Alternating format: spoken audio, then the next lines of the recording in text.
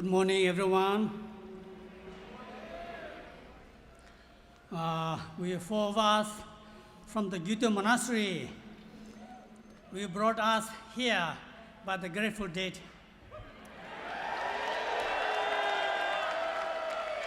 We are the part of the Grateful Dead members.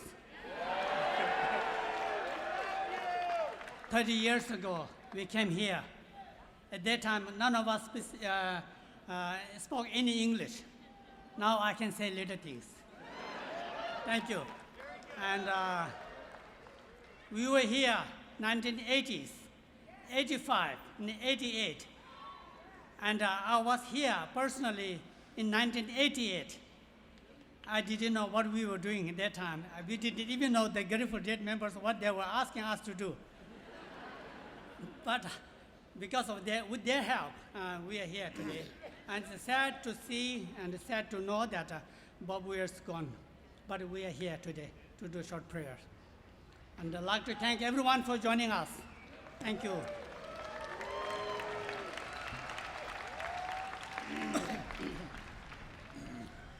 And of course, this is going to be in Tibetan. You pray from your own ways, okay? And we need lots of prayers this time. Thank you.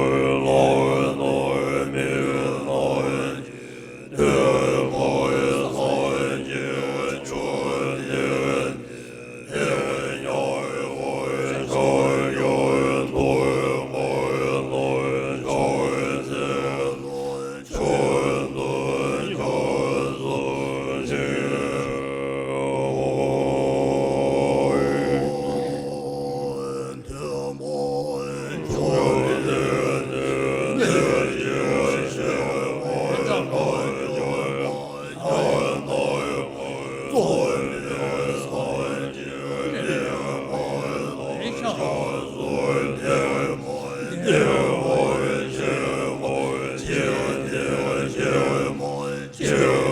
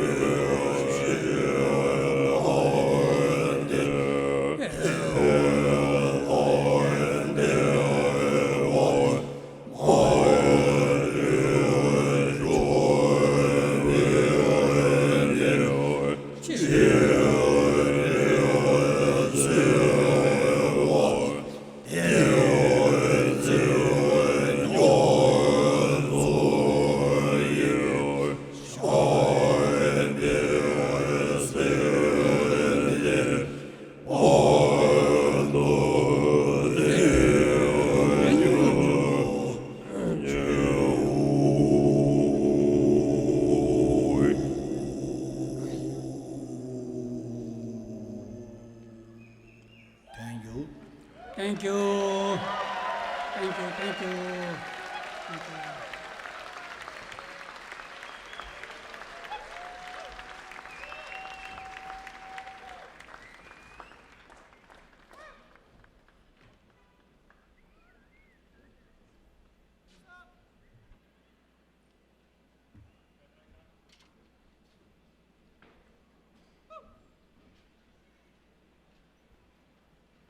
Good afternoon. Thank you all for coming out here. I'd like to introduce the Mayor of San Francisco, Daniel Lurie.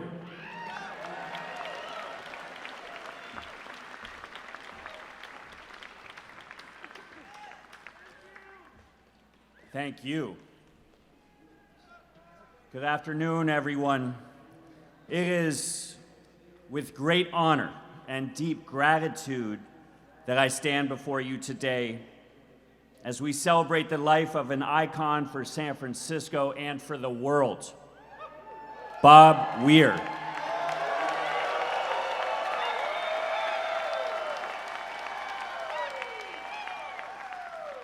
To the Weir family, Natasha, Monet, Chloe, thank you for sharing Bob with all of us.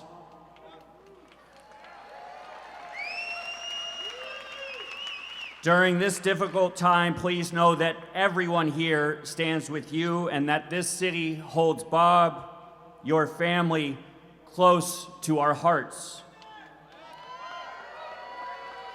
Bob Weir was a legend. His life and music touched millions upon millions of people. His presence on stage and the deadheads who followed the band from city to city, it made us feel like we knew him personally, as though we were part of something bigger than ourselves, and that is more true today than ever before. Dead & Company's return to Golden Gate Park last August was a homecoming for the band and for a city that helped shape its city and its soul. Now, before the band took stage on day 2, I had an unbelievable opportunity to meet Bob backstage to share a brief moment with him. So I introduced myself, and he starts saying to me, "Thank you for having us." And I was like, "What? No. Thank you for having us. I couldn't believe it. Even as he was preparing to give his time, his music, and his heart back to our city, Bob was still profoundly grateful. That moment has stayed with me. A small exchange with a legend who never lost his humility. San Francisco and the Grateful Dead are inseparable. This is a city where they performed more than 320 concerts across more than 24 venues.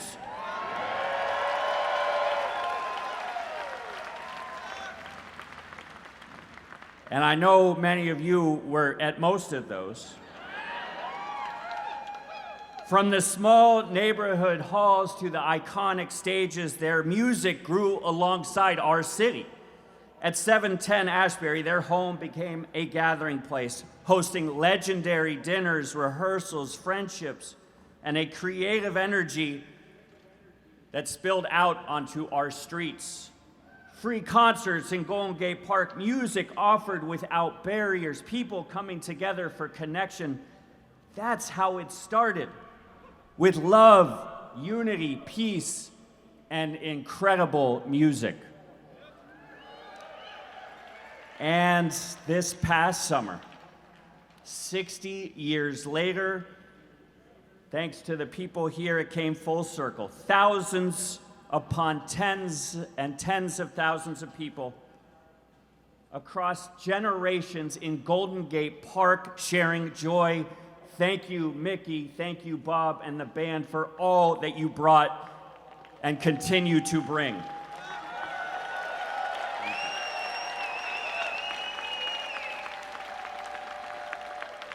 Bob Weir's story will always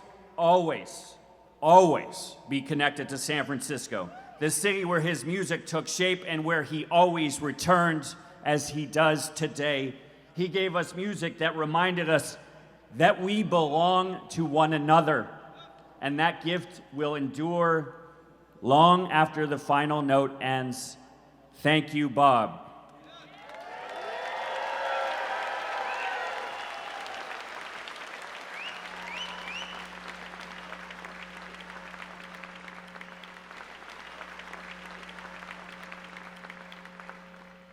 Hey, Bob, just wanted to say thank you.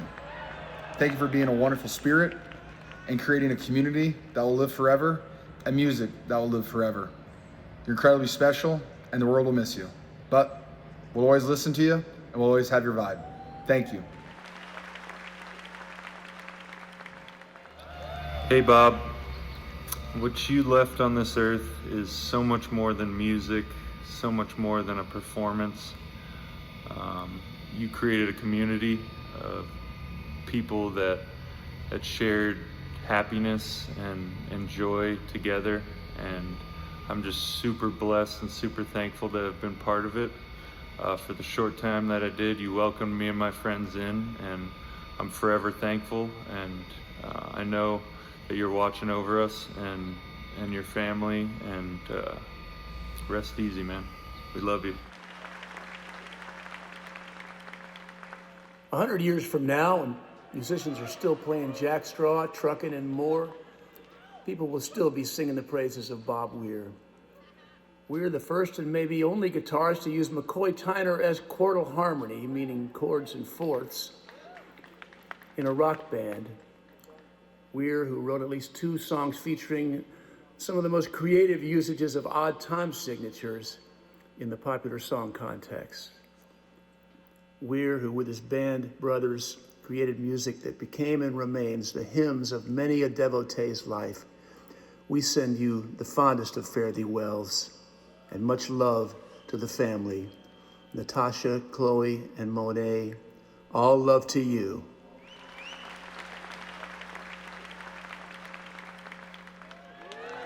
Hello, friends and compatriots of the Bobby Weir universe.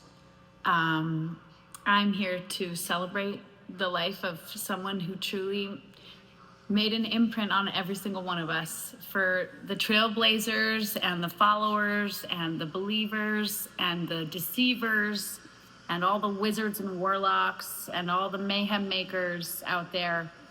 You and I both know he was a little bit of all those things and so much more.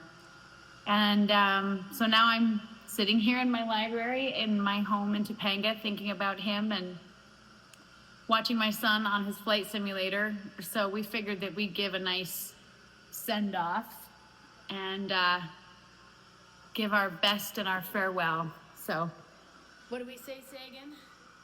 Fly, Bobby, fly.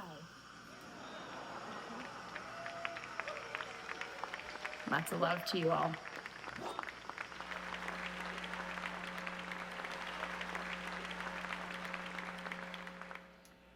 Hey Bobby, it's David Lemieux, your archivist.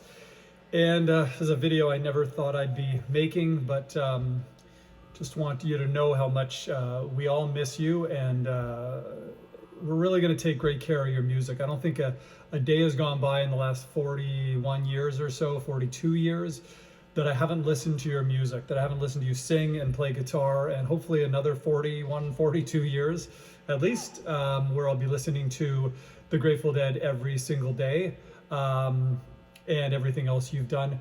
But you certainly left behind some incredible music, and I just want to thank you for all the amazing music that I'll continue to listen to, and all the great adventures I had because of you. Really, I saw big chunks of the world thanks to you. So anyhow, we will continue to take really good care of your music and get it into as many ears as possible. The more people that hear your music, I think the better the world will be. So thanks for everything, and we'll see you around, man.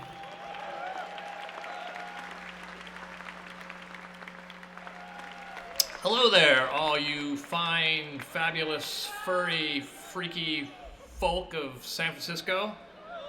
It's spectacular that you've come out to celebrate an amazing human being, a legendary musician, fellow that we know as Bob Weir. Lur. Yes. How many times did you see Bob? I'm pretty sure with the Grateful Dead, maybe 80, 100 times. Various other things around town. You can't miss going to see Bob play. I saw the Wolf Brothers, and it's amazing to sit there and just watch him play guitar. Hopefully everyone knows he's an amazing guitar player. He plays crazy stuff that no one else plays. And he wears cool shorts. Cool shorts. I wore cutoff shorts when I was a teenager because of Bob Weir. I wore cutoff shorts because of Daisy Duke. They're very similar. Very similar thing. Yeah. From behind, you can't tell the difference. So which are more evocative, the short shorts of Bob Weir or the short shorts of Daisy Duke? Now that's, it's a rhetorical question. In my book, but it is a question. Bob Weir wins all contests and questions. Okay. What else you got? What else you got, Larry? Bob was. I've never met anybody that lived for playing music that much. I feel like there's nothing that guy wanted to do more than that. Well, maybe ride bikes. I also, when I was a kid, I was impressed by the fact that he had cool mountain bikes too. There's a lot to look up to in Bob. Yes, Bob. He was a spectacular fellow. The thing that strikes me, there's many things that strike me, but he was just a great guy. Always up for adventure, always giving and friendly and good man. Lots of good tales to tell, sense of humor. But I find it incredibly inspirational seeing Bob go till 78 and touring the whole way through all these shows. It's very inspirational for us fellows that are out there trying to do what we do. Indeed.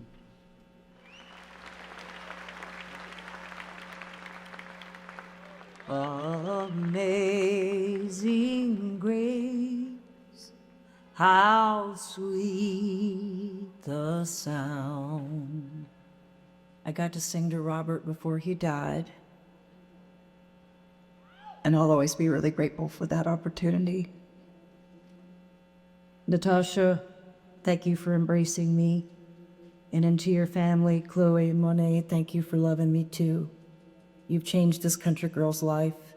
And Robert and I doing Ramble on Rose together is a dream come true for this hillbilly. So thank you all for embracing me the way you do. And whatever I can do to celebrate the life of Robert Weir, please let me know, because I'm just a call away.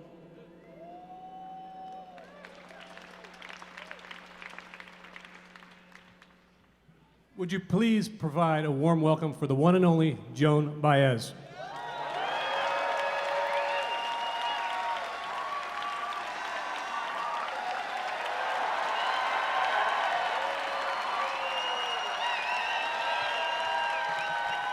Thank you and hello. Wow.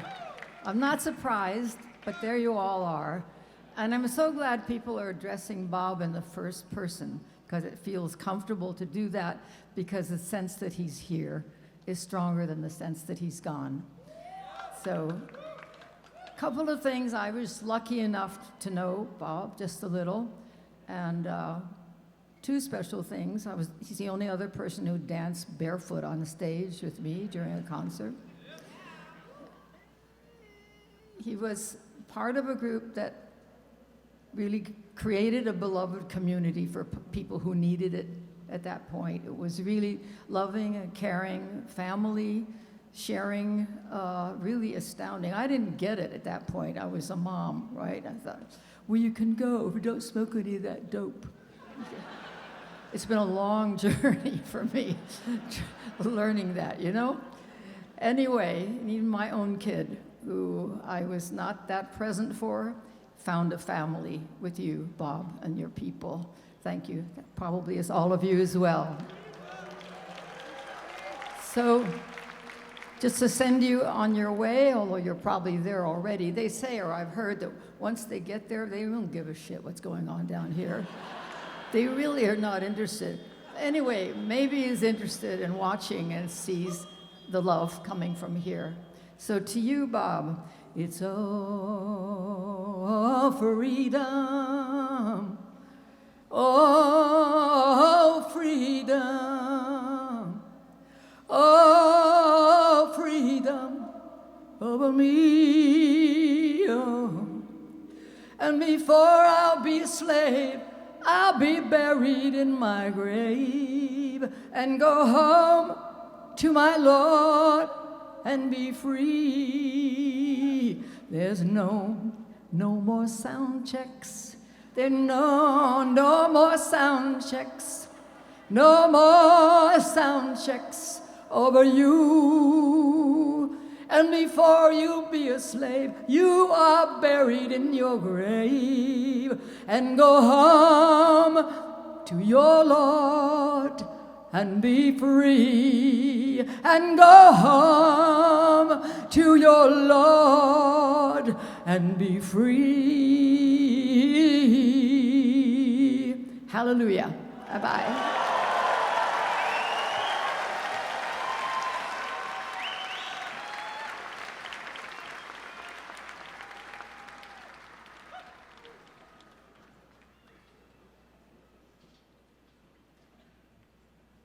Okay, now would you please welcome Nancy Pelosi to our stage?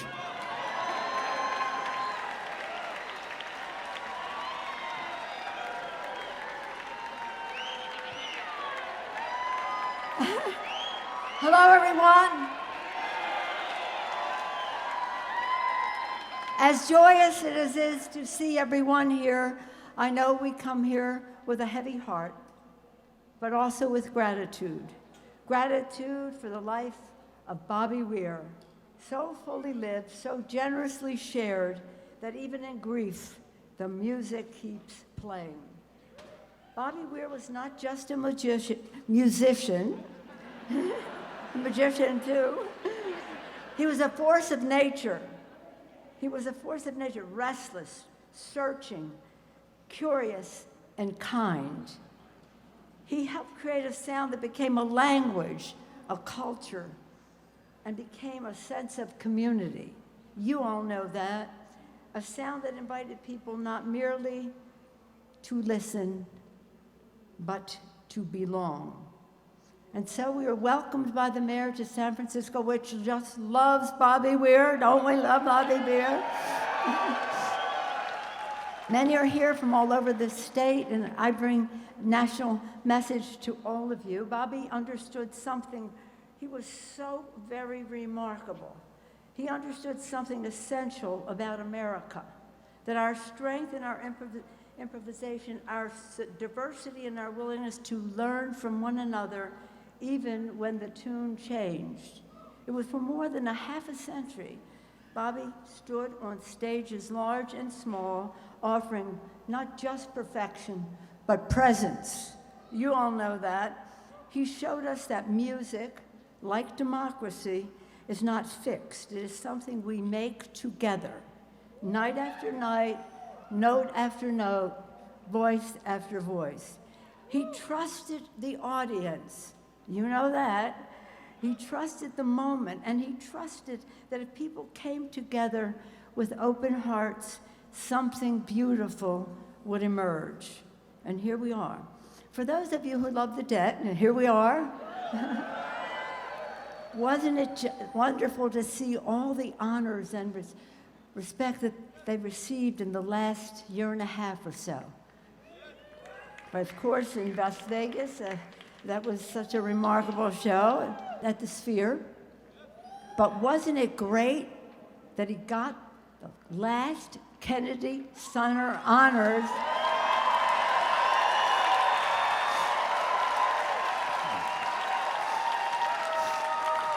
When they were truly Kennedy Center honors.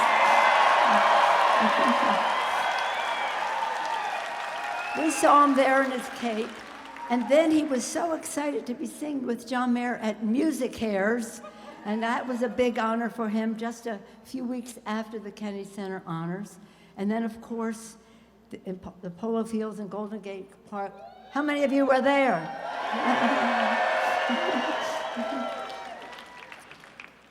That was the last time we were able to speak to him personally during one of the breaks. I was always trying to tell him to wear socks, it's cold out, but he never accepted that. But you saw all see all of you here and all the reception he received every place. It's something a far cry from becoming what they called the other one. The other one, in deference to Jerry Garcia. He was the other one. He accepted that title. In fact, he wrote about it. He named his foundation about it and all the rest. And so again, the Grateful Dead has lived on and on and on. And I know one of our dear friends whom we love, Mickey Hart, is here today. Mickey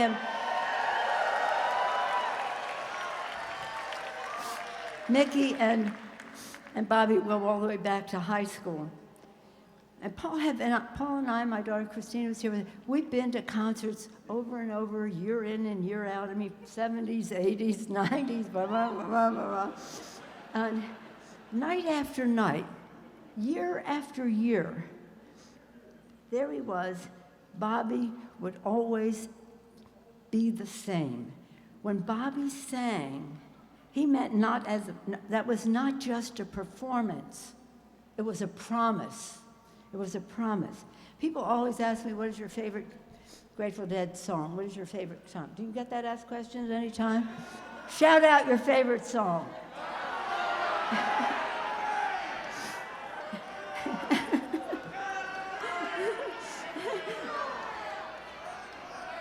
My favorite Dead song was whatever Bobby Weir was singing at that moment.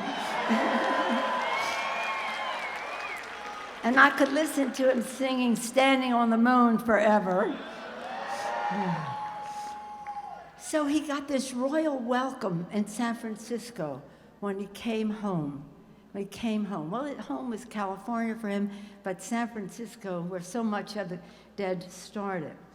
And it was like San Francisco, because San Francisco is a place that is inventive, rebellious. The spirit of this place is so hopeful and free. California has always been a laboratory of ideas and dreams, and Bobby was one of the great dreamers. Proof that creativity and conscience can walk hand in hand. He believed that the stewardship of the earth, of community, of one another. Long before it was fashionable, he understood that we did not inherit the world from our ancestors. We borrowed it from the future of our children. And he used his platform, his life, to remind us of that responsibility. But before all the legend, all the history, and all the music that will live forever, as he has said and said, what I remember most about Bob was his humanity, his warmth, his humor, his generosity of spirit. He had a way of making people feel seen, whether you're in the first row or whether you're backstage or whether you're all the way in the back dancing at the concerts under the stars. Bob never pretended to have all the answers. Instead, he invited us to question. He invited us to wander and to wonder and to keep on listening. And perhaps that is his greatest gift to us, the reminder that life is not about arriving at some final chord, but about staying present as the song unfolds. To Bob's family, Natasha, Monet, and Chloe, thank you for sharing him with the world, because the world is a better place because of Bobby Weir.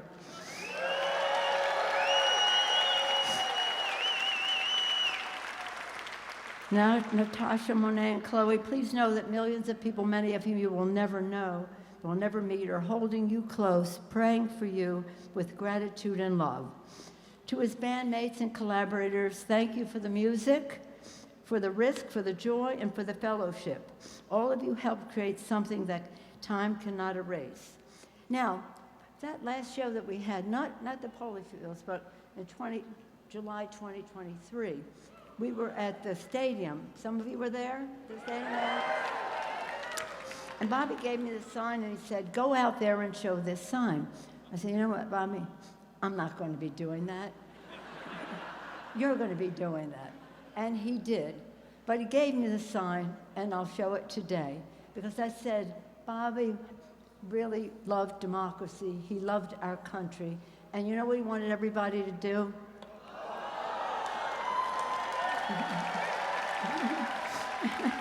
To vote.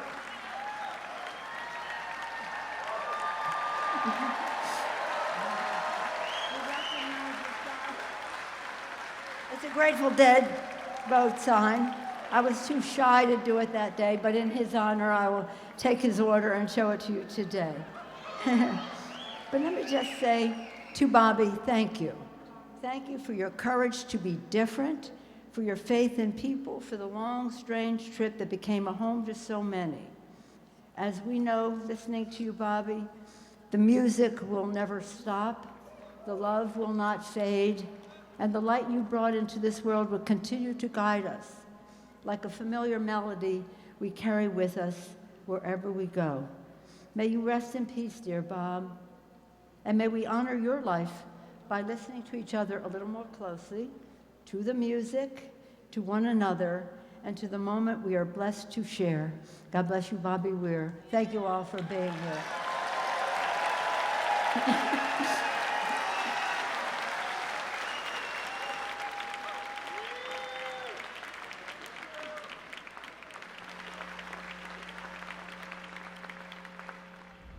Hey, a bit of a noisy background, but I wanted to send a message. Condolences to your loved ones, Bobby, but I also wanted to just say thank you to you. It was a shock, to say the least, because you kept your private life so private, so none of us expected to lose you. But I think also you were so youthful. And so, even though you weren't maybe measured in years, you weren't a young man, but you always behaved with some joyful wonder, and it was infectious to be around you. And thank you for always being so generous and kind to me. Thank you for leaving us with so much, with such a treasure of music and of experiences. I just am really grateful that that I had time to witness you on the world, and I'm grateful for the grace that you showed us, and the generosity that you showed us, and the beauty that you gave to us, and the memories that you'll give to us. And I will treasure all of my time with you and witnessing you, dear friend. Wherever you're going, Bobby, I'm sure they're going to be happy to have you. Bobby, wherever you are, up there in the universe, flying around, your beautiful spirit, we're all here today to tell you how much we love you. And the first time I saw you play, I was 16 years old. And I had the blessing of playing together with you the last night that you ever performed, the last set that you ever performed. There are no words that can describe to you what that means to me. How much I love you, how much I love everything that you brought, your music, and how much I learned from you. So keep going out there. I hope your vibrations are spreading all over the universe, and thank you.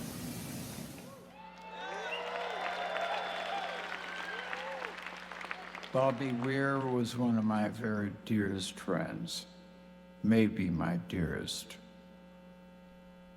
We had some good times, and I miss you, Bobby. Much love for now. We all miss you. The world misses you. Love you, Bobby Weir. Thanks for everything.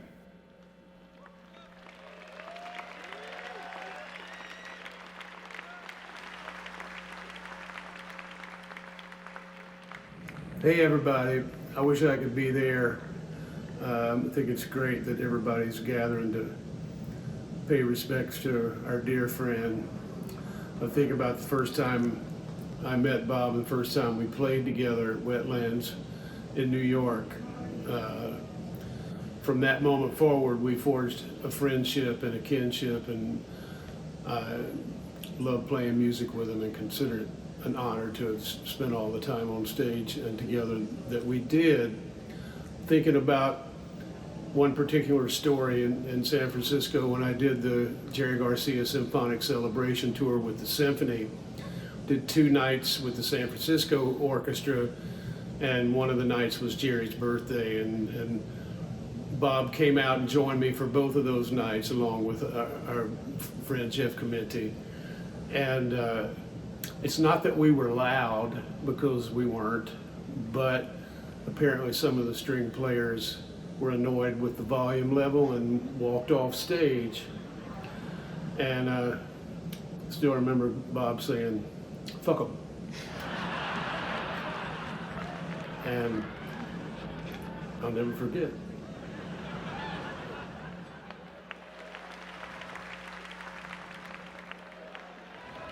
We loved Bob so much, and we miss him, and we want to send all our love to the Weir family, and we're here for you. Yeah, just know that you have someone out there thinking about you and loves you, and we miss old Bob. Hi, this is Bill Kreutzmann, and I would like to share with you some of my thoughts about Bobby. Time has proven that nobody will ever be able to replace Jerry Garcia or Phil Lesh, and time will prove the same for Bob Weir. Jerry Garcia had already been playing music with Bob Weir in a jug band when he called me up to form a rock band with him. That's how I first met Bob. We played our first real show at a pizza parlor in Menlo Park, and if I remember correctly, long story short, it was pretty good pizza. We added Phil Lesh and became the Grateful Dead. As everyone here can attest, there was a magic to the Grateful Dead that was greater than the sum of our parts. But we had some pretty great parts. Bob was sometimes overlooked because he was standing next to Jerry. After all, he was the other one. But time and time again, Bob proved to be just as invaluable and just as irreplaceable. In the end, What more was there for him to do? He played it all, and never the same way twice. I think he had finally said everything he had to say, and now he's on to the next thing. I just hope he was able to bring his guitar with him, or otherwise he'll go crazy. Sleep in the stars, my brother, and get there safely. Old friend. Love you forever, Billy.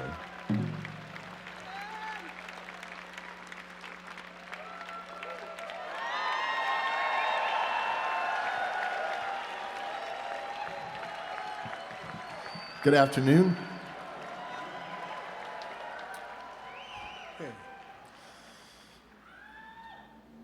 Bobby and I were born on the same day, exactly 30 years apart. Libras. While the astrology checks out, 3 decades is a pretty wide chasm between any two people, whether they share a birthday or not. In the 30 years that preceded me, Bob had become a countercultural icon.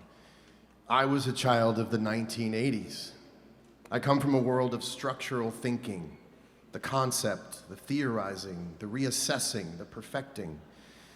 Bob learned early on that spirit, heart, soul, curiosity, and fearlessness was the path to glory. We both found success with each of our templates, and then we found each other. The echoes of the music Bobby and the Grateful Dead made would lead me to him through whatever strange and nervy knack I have for sidling up next to the things I'm in awe of.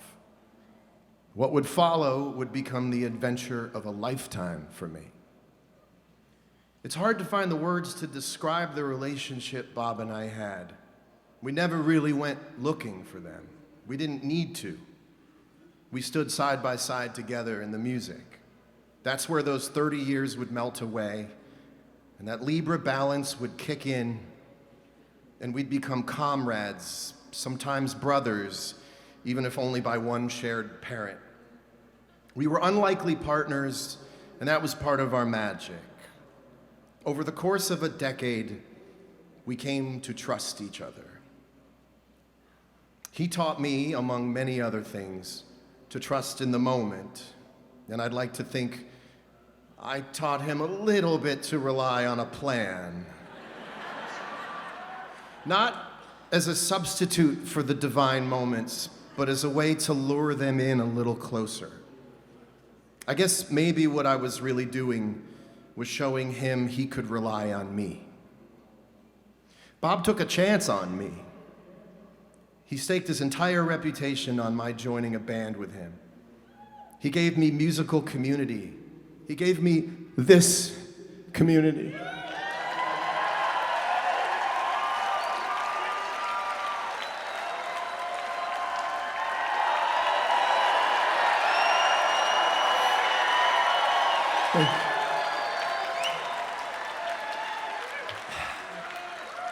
I got to know his incredible family, Natasha, Monet, and Chloe, whom I now consider my dear friends for life.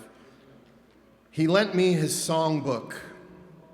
He invited me into the worlds he'd constructed, and he taught me what the songs meant and what it meant to perform them. And in return, I gave him everything I had, night after night, year after year. The honor of getting the opportunity to express my heart and soul and take flight over those magical compositions has never been lost on me. It's also never been lost on me that there is very little difference between myself and anyone else who loves this music. In so many ways, our experiences have been the same. So I'd like to say a few words to deadheads everywhere.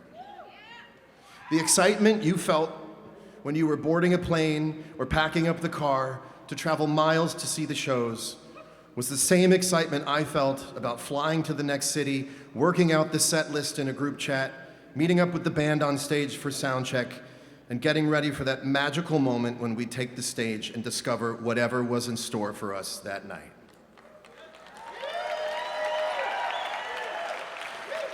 When tours would end, you would come home, dump out on your couch, and sleep for 2 days straight. I would do the same and I could feel the connection we shared together. All of us tired and weary, our hearts so full of music and memories, waiting on the next bit of chatter that it could all happen again. When we played multiple nights in the same city, the afternoons in between felt as if we were suspended in a dream, waiting to become reanimated as soon as the first note of the next show would play. You might have gone to work, and your colleagues wouldn't understand why you were only half there. It's because the other half of you was still at the venue, ready to become whole again by the music. And I felt the same. The hours before the next show existed only to bring the next show closer to us all. And to the countless musicians who have shared a stage with Bobby, I share in this sadness with you. To have played behind him is to know how the songs go. We will forever share stories of what we learned from studying under a master, and we will go on to teach others how he saw this music, how to leave room to hang a note, how to embody the main character of each song, giving the music everything those characters require for their stories to come to life.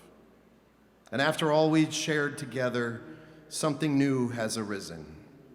A sadness so hard to put into words and nowhere near being fully realized. We have only begun to make sense of what's gone missing.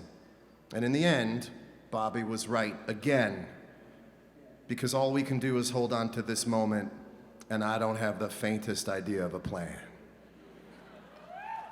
I know right now it's easy to feel as if time is speeding up and taking so much from us all, but I would remind you, as I have tried to remind myself this past week, of just how many nights we all lived so fully in each second, hanging on to every word of Bobby's, following the music around twists and turns, through forests and over majestic vistas, taking in the magnificent interviews and wondering how we all got so lucky to have been found by this music and invited into this dream together.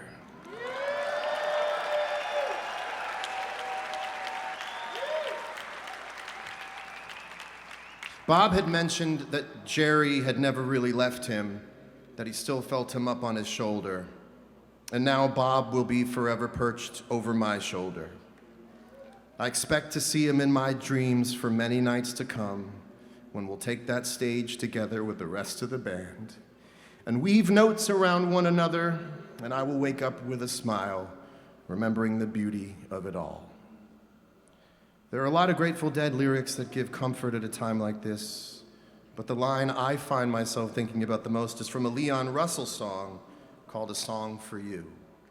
And I'd like to think I can hear Bobby saying these words to us all this afternoon. But now I'm so much better, so if my words don't come together, listen to the melody, 'cause my love is in there hiding. And so we will all keep listening, together. 300 years, Bobby. Now that's a plan I can get behind.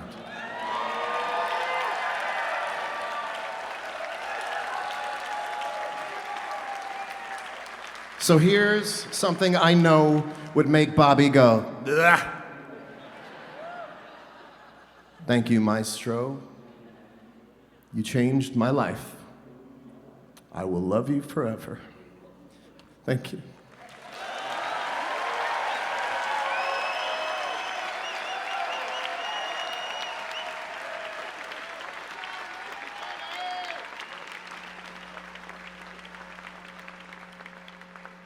Hey, aloha.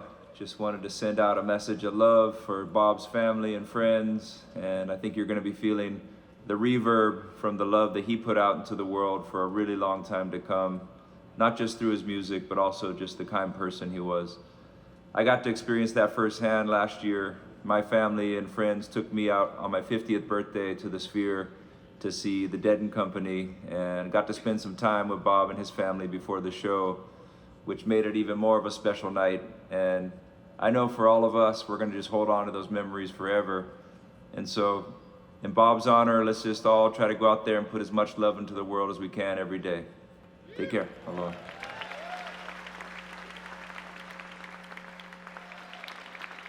Rob Wasserman introduced me to Bobby in the early 90s.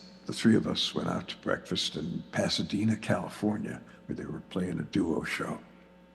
About 25 years later, after Rob had passed, Bobby called me out of nowhere, and he said that Wasserman had come to him in a dream the night before and told him that the reason he had introduced us was that I was supposed to take his place in Bobby's band when he was gone, and that the band was to be called Wolf Brothers. Bobby said, "So you want to come up here and jam with me and Jay?" And I said, of course, man. Tell me 6 songs to learn, and I'll drive up to Marin. He gave me a list of songs, and I locked myself in a hotel room for a week and played them over and over and over till they were burned into my soul. And I showed up at TRI, plugged in, and of course, he didn't call any of the 6 songs that I'd practiced. We just jammed on an A minor chord for about 20 minutes, and then he took out his phone, called his managers, and said, "All right, book a Wolf Brothers tour."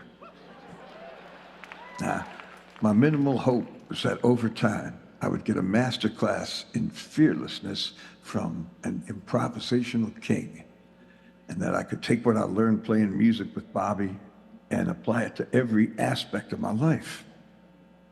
In just that first half hour, I got an incredible lesson about trusting your dreams, trusting your instincts, and mainly jumping in without hesitation for the joy and the sport of it. I've never met anyone like him. Even then, he was kind of half man, half spirit. And now I guess he's got both feet in the spirit world. But I know that his soul is as present as it ever was, living on in his music and in our hearts. We're gonna miss him like crazy, but just remember, he's right here if you need him.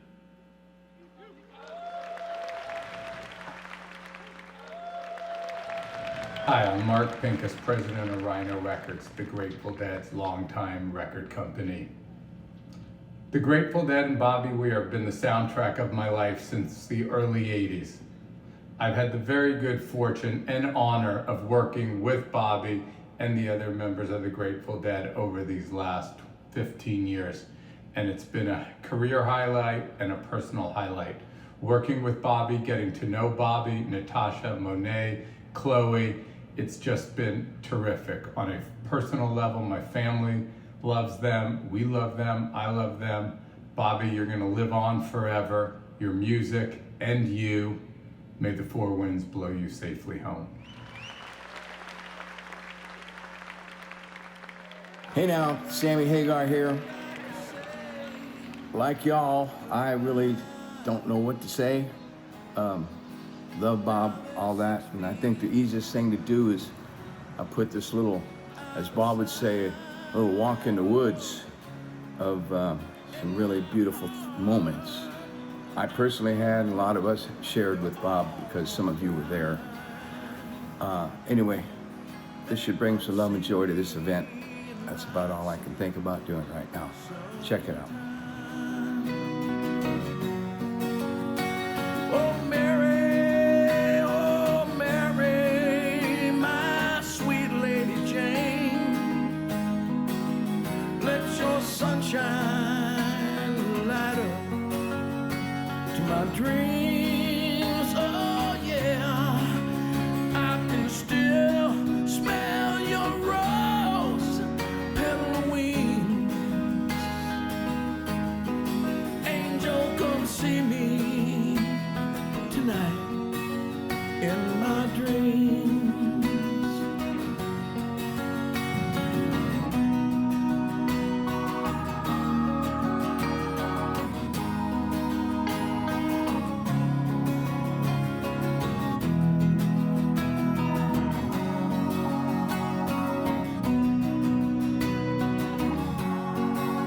Well, I never got to say so long. So there you have it. Bye-bye, my friend. I'll see you when you see me. Goodbye, bye-bye, 'cause I never got to say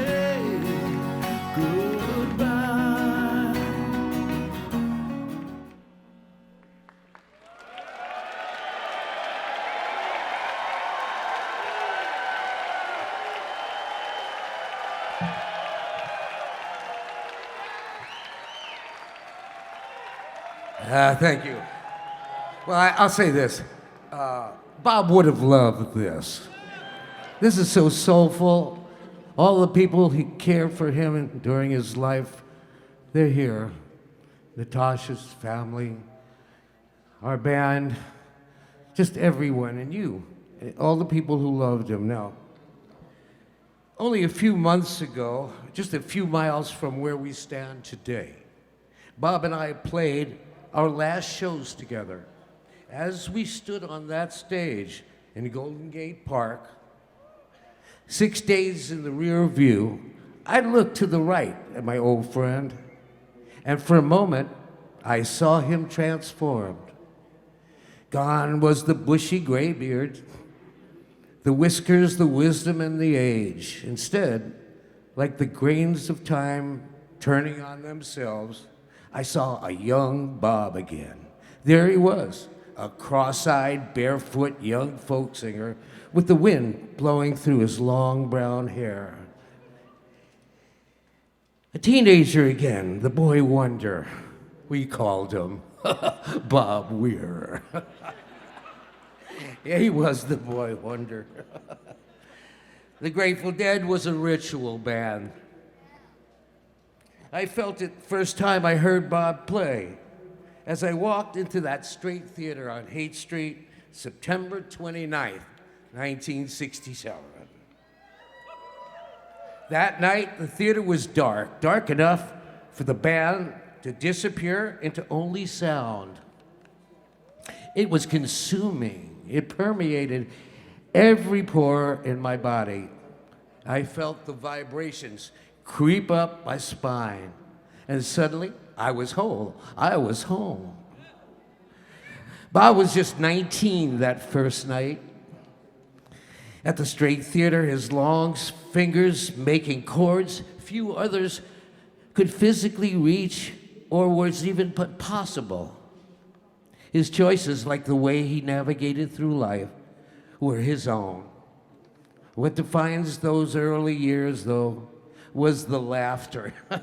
Bob was funny, and he loved funny. Bob was the band clown, a very endearing comic relief from the tedium of the road. Always depend on Bob to have a squirt gun or a noisemaker or something going on in airports to attract attention and challenge the rules. Now, we all love breaking the rules. But Bob, he was really good at doing it in public. No doubt, sometimes we could get a little carried away, no doubt. One day, we wake up. Bob announced that we were going to the zoo to record the animals. No, it was a full moon, which was very important to Bob. He assured me. That's when the animals are at their loudest, he said. I thought it was a great idea. But the problem with the plan was that we didn't have a gear, and neither of us were recordists. Owsley, we thought, might loan us his Nagra recorder. So we showed up at Owsley's and taught us how to record. Then at midnight, we arrived at the zoo. But as we climbed the gate, we got entangled in the mic lines. We hung there from the wires on the inside of the fence and laughed so hard that the guards came, shining their lights, grabbing us down. Now, not knowing what to do with us, they let us go. As we left, we paused for a moment and looked back in the rearview mirror, stopping to consider what the recording might have been. But we found the zoo was totally silent, not a sound. That was perfect, Bob.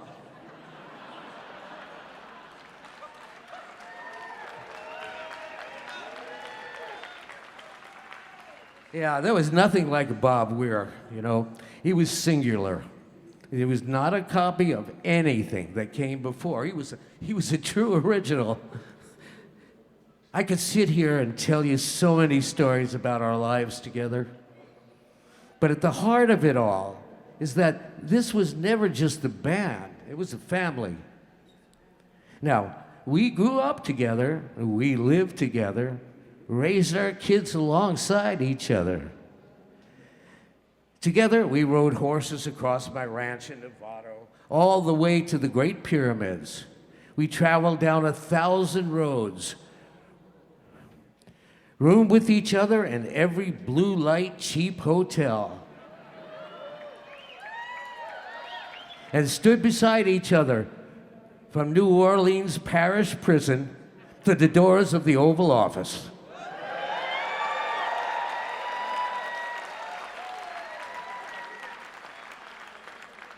As he grew older, Bobby fully embodied the role of troubadour, but also became an incredible family man.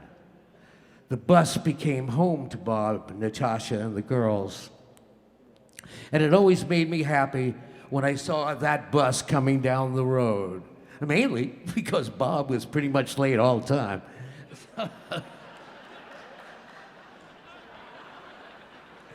He was charmingly late, let's put it that way.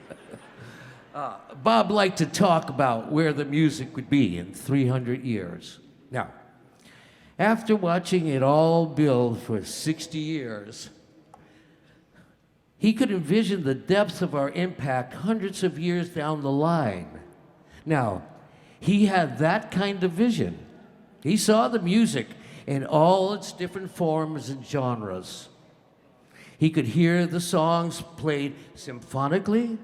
He could hear them plucked by bluegrass players, hear them woven through a second line, or echoed through the Grand Ole Opry.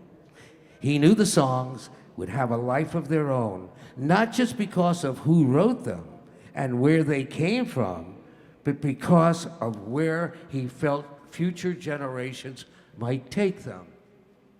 Not because of us, but because of all of you. For the Grateful Dead, the music was a necessity, and the connection to a community was its power base. Where that's most tangible is in the encore, when the stage goes quiet and the crowd takes over the song, singing in the absence of a voice from a microphone. It's there, with all of us bathing in the collective refrain, and you can really feel the power of the music, of the community it came from, and ultimately the community that it inspired. The songs of our lives are yours now, and it's up to all of us to keep the refrain building. Love is real, not fade away. I need some help up here.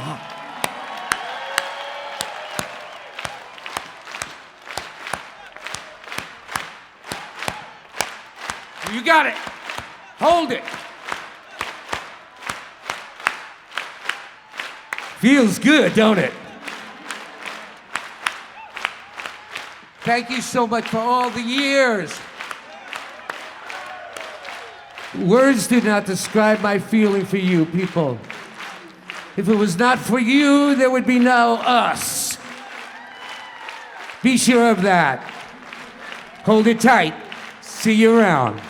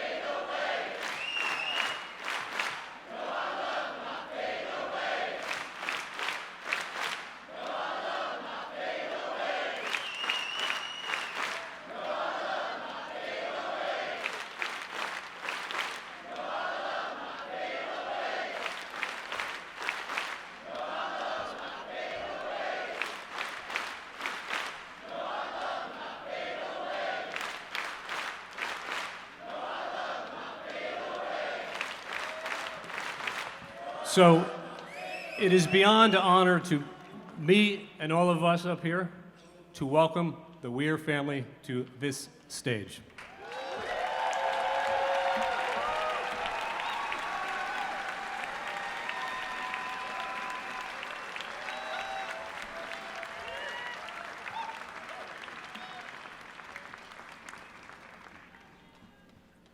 Hello. Wow, there's a lot of people out here. Okay. Hello, I'm Monet, my dad's oldest daughter. Thank you all so much for being here today. I know it means a lot to my dad. A lot of you know my dad first and foremost as a musician, and rightfully so. Music was his #1 priority in life and one of the things that brought him the most joy. But I wanted to talk a little bit about him on a more personal level and what I saw in him as a person and a father.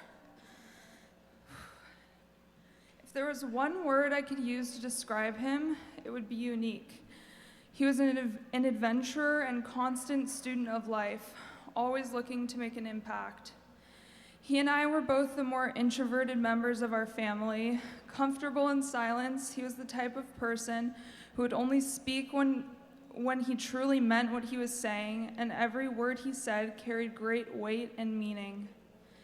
He was so intelligent, he loved learning. Born dyslexic, like everything else, he never let it stop him, and still became an avid reader. He didn't graduate high school as his music career took off, but you would never know that.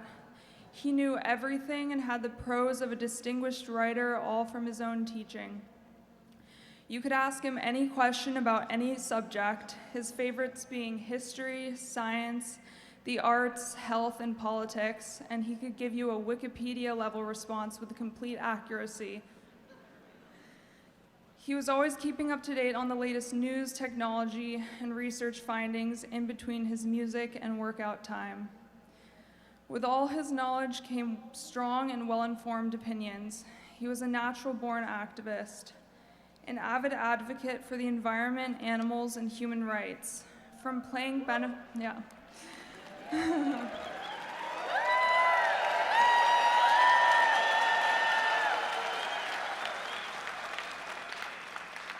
From playing benefits to speaking out to just how he moved around on a daily basis. For example, there was a period of time where he insisted on our family using reusable bamboo paper towels, which by the 17th wash became little more than a moldy ball of lint.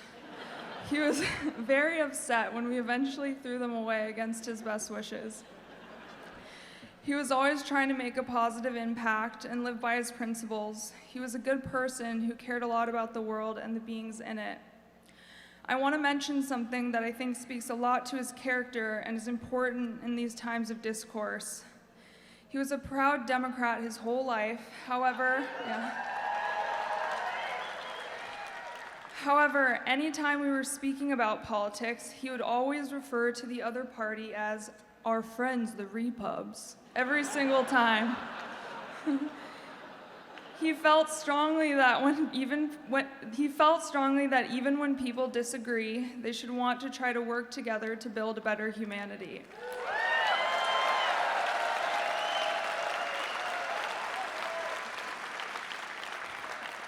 While his death was sudden and unexpected, one thing he felt strongly about that can ring true now more than ever is that the show must go on. He was staunchly attached to that saying, playing music through his best and worst times. His sense of purpose with the music was so incredibly acute, I've never witnessed anything like it. His most important wish in the world, above anything, was that the music and the legacy of the dead continue into perpetuity. He often said that American music in general is something that can bring us all together in these divided times.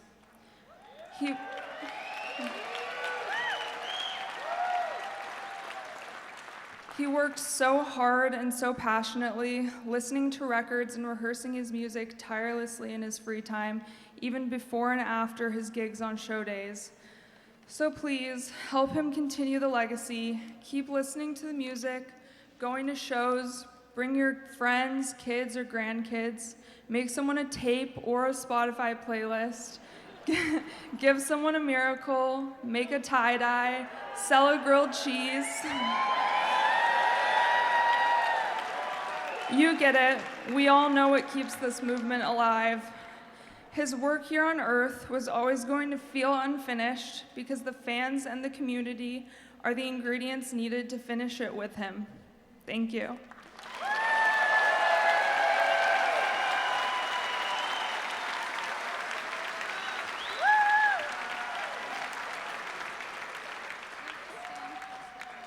Hi, everybody. I'm Chloe. Bobby and Natasha's other daughter. Thank you for your presence today and for listening. I'd like to start with something obvious.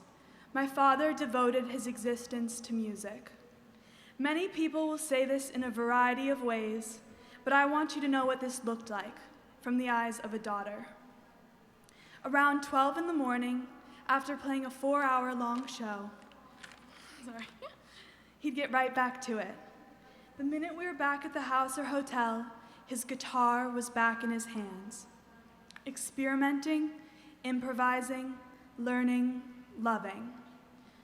He called it woodshedding, and there was not a day that went by where he did not pick up his guitar. At any given hour of the day, the ever-evolving tone of his guitar would fill our home. In mornings before sun had risen, in lazy afternoons, in cozy evenings, he would play. If he woke in the night and couldn't sleep, he would find his guitar. He was the busiest person I've ever known, yet he would always make time for his family. I don't know how I got so lucky to be born into a life where he was my father. The dedication behind the scenes spoke for itself in his live performances. But the phenomena that is a live dead show must be credited as much to the fans as to the band. My dad explained this to me in his own words. We have a kind of special relationship with our fans. What happens is they give us energy.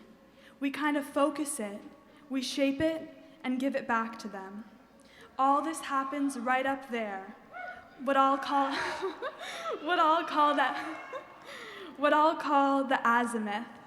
It's between us and the audience, and the music happens there. They're as much a part of it as we are. That explains why we never got around to making great records, because they weren't there in the studio with us.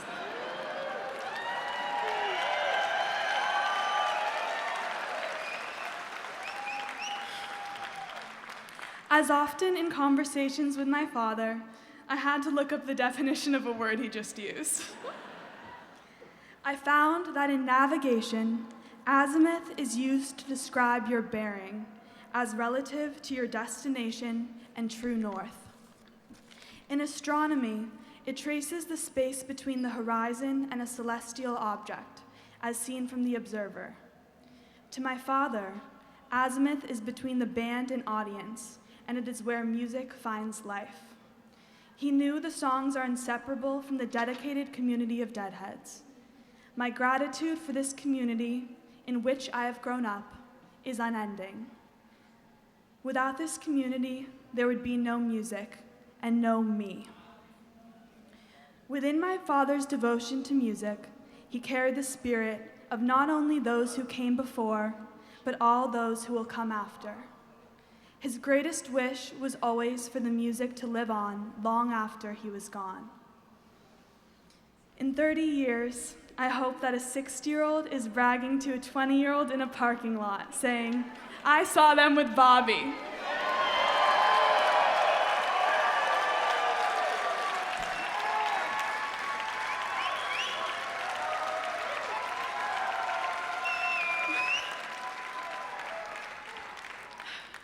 In 300 years, when the music from this time period is being discussed, I want the Grateful Dead to not only be in that conversation, but to be still evolving. This 300-year legacy is an aspiration my dad often spoke of. He explained for that to be possible, It matters how we carry on now. It is a legacy far larger than solely sound, and he believed if we played our cards right, these past 60 years would mark only the beginning.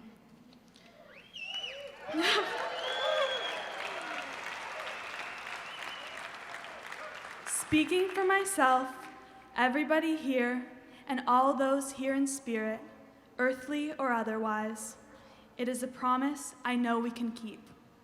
We'll do it for us, and we'll do it for him. Thank you.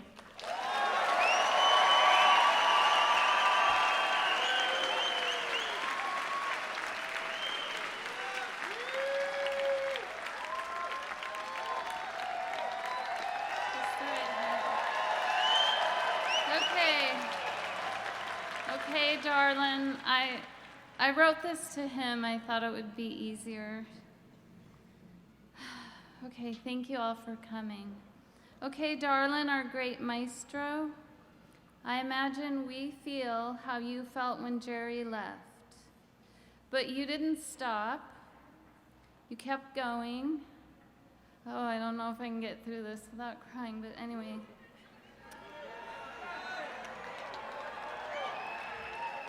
Okay, my kids did it, so this is embarrassing. All right, you kept going, you kept playing, you kept creating, you kept sparking joy, and you kept sharing it. You kept listening to your muse. You kept loving, as you would say, left foot, right foot.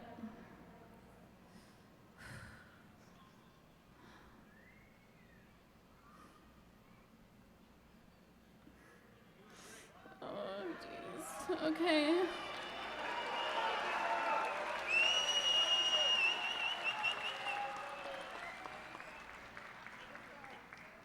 Oh.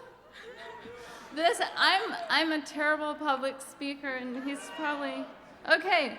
Anyway, what I wanted to say to you, darling, was thank you, teacher. We will try our best. You had two sides. You had your quiet, meditative, spiritual guru side, and your fierce lion, force of nature, on the stage presence that everyone here knows so well. To honor you, we will touch on both. I'd like to do 108 seconds of a moment of silence. He liked that number, 108. And it is kind of pushing and it's kind of long, but he liked to push limits, so we're gonna go for it. We sometimes call these moment of silence, we called it taking a holy instant in the day, and it was a beautiful thing. So we'll do that together. And then after that's over, we're gonna give that little Bobby bow that he does. I have to show you.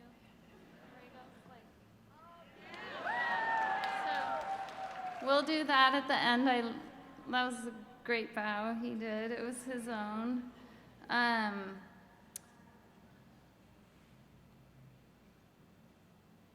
And then after that, to honor his other side, we're gonna yell and scream and applause louder than you have ever done before. And you have to do it really loud because he's hard of hearing. And he's given, or hun, you've given your whole life, you've given, always. And it's time for you to receive. Yeah, that's it. We're gonna start the timer. So, 108 seconds of love to Bobby. Ready? Okay, ready? He'd always say, okay, go.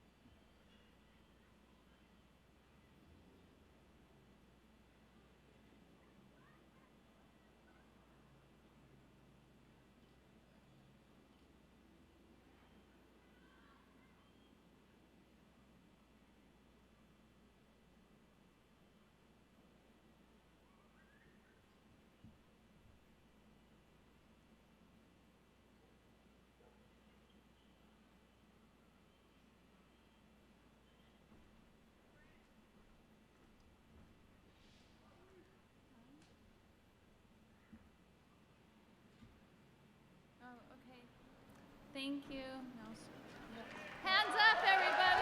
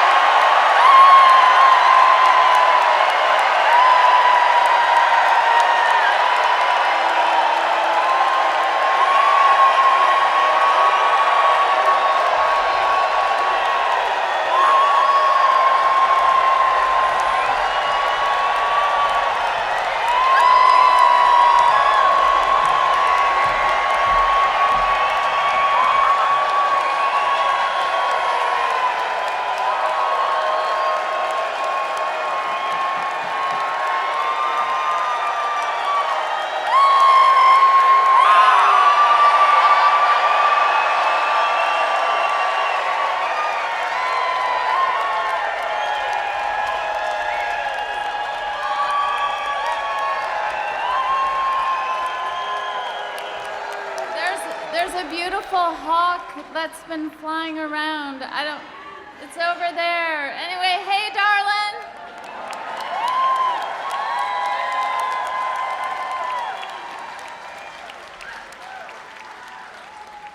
Okay, wait, I have to do one more thing.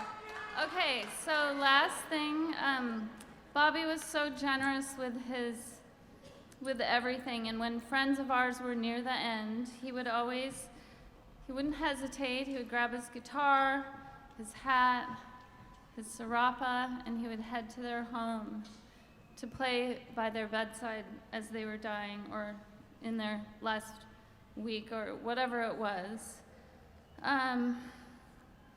If it was a video that we were sending because they were far, he would take 5, 6, 7 tries. He wanted it perfect.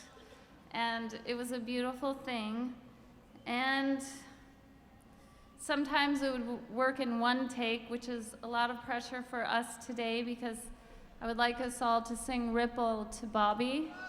And we've got one try, so sing your best. John, where's John? Are you gonna? John's gonna lead us, and thank you. Oh, where are you? No, wait, I don't want a microphone.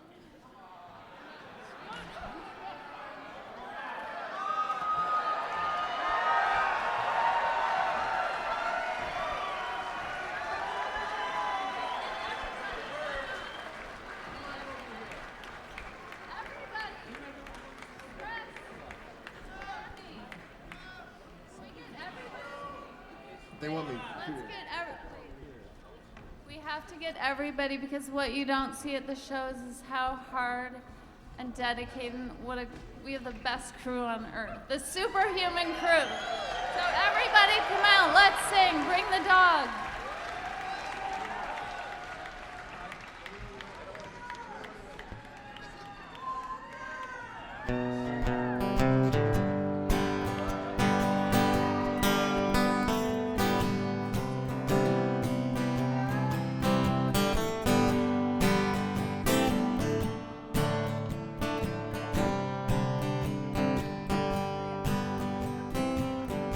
If my words did glow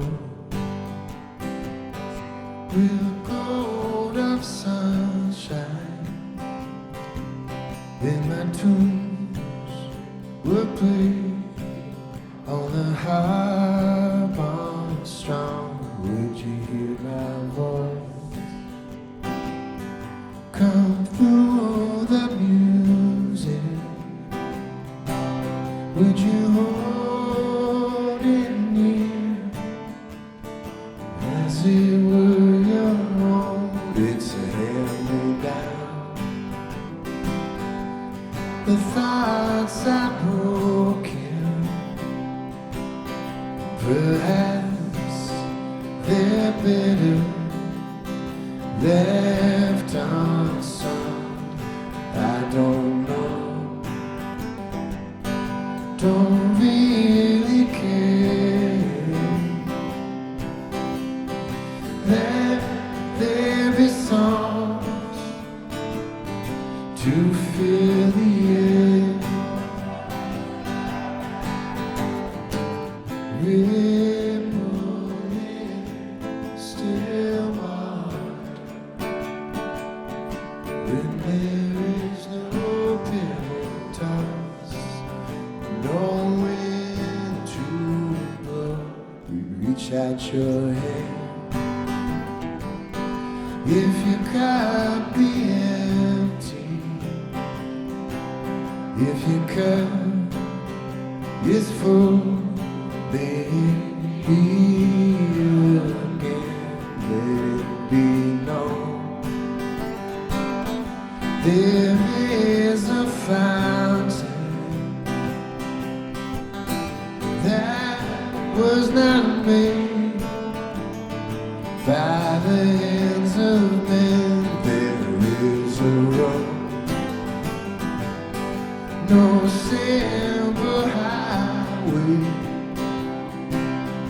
between the dawn and the dark of night. If you should go, no one may follow. That path is for your steps alone. Ripple in still water. When there is no paradise, no wind to blow, you would choose to lead must follow.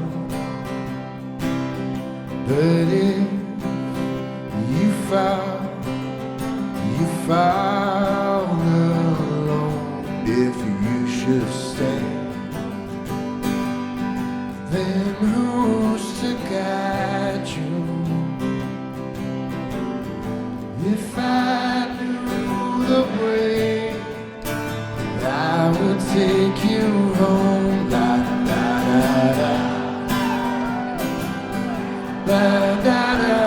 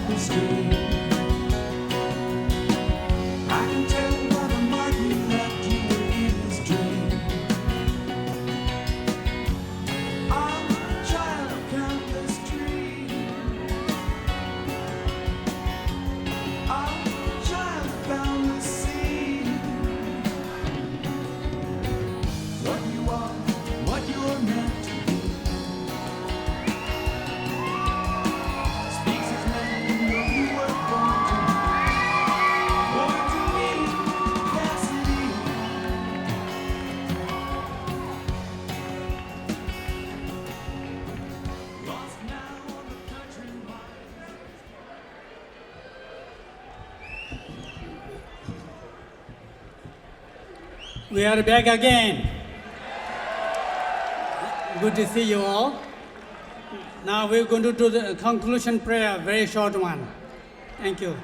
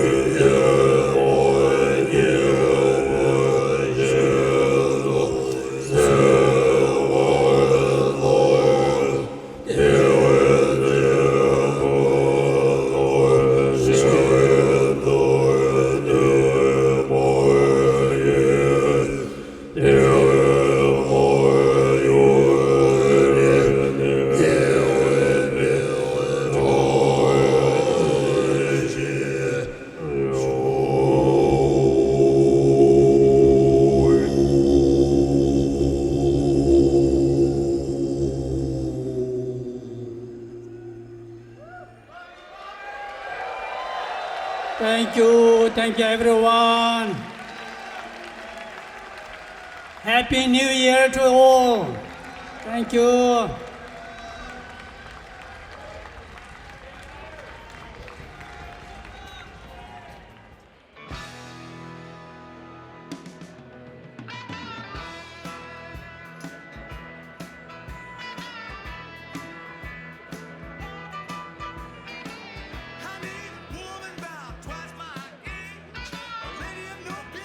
Gentility and rage, splendor in the dark, lightning on the draw.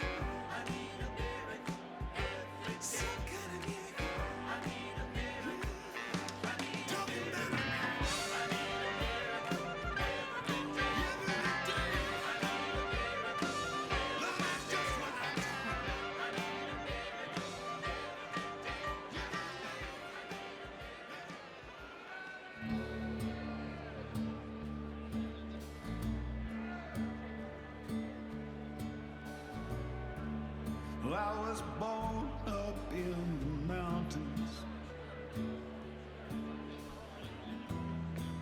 raised up in a desert town, and I never saw the ocean till I was close to your age now. Oh, Shenandoah, I long to see you. Hey, hey, you rolling river. Oh, Shenandoah, I long to see you.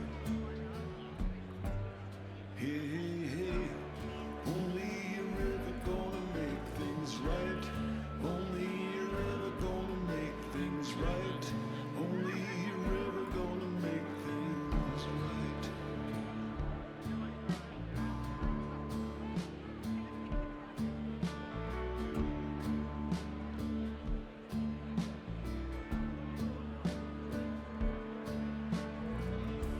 I'm going back to San Angelo. The ground is hard and the count is dry, but I'm gonna get my fill somehow. Rivers of corn and wheat and rye. Oh, Shenandoah, I long to see you. Hey, hey, hey, you rolling river. Oh, Shenandoah, I long to see you. Hey, hey, hey, only a river gonna make things right. Only a river gonna make things right. Only a river gonna make things right.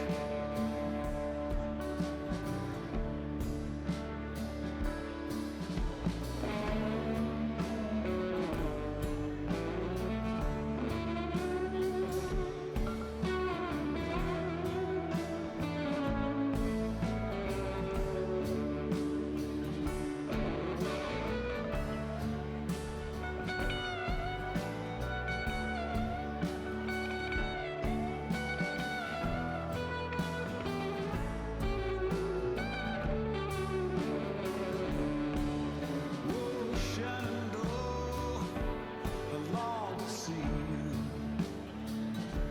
Hey, hey, hey, you rolling river. Oh, Shenandoah, I long to see you. Hey, hey, hey, only a river gonna make things right. Only a river gonna make things right. Only a river gonna make things right.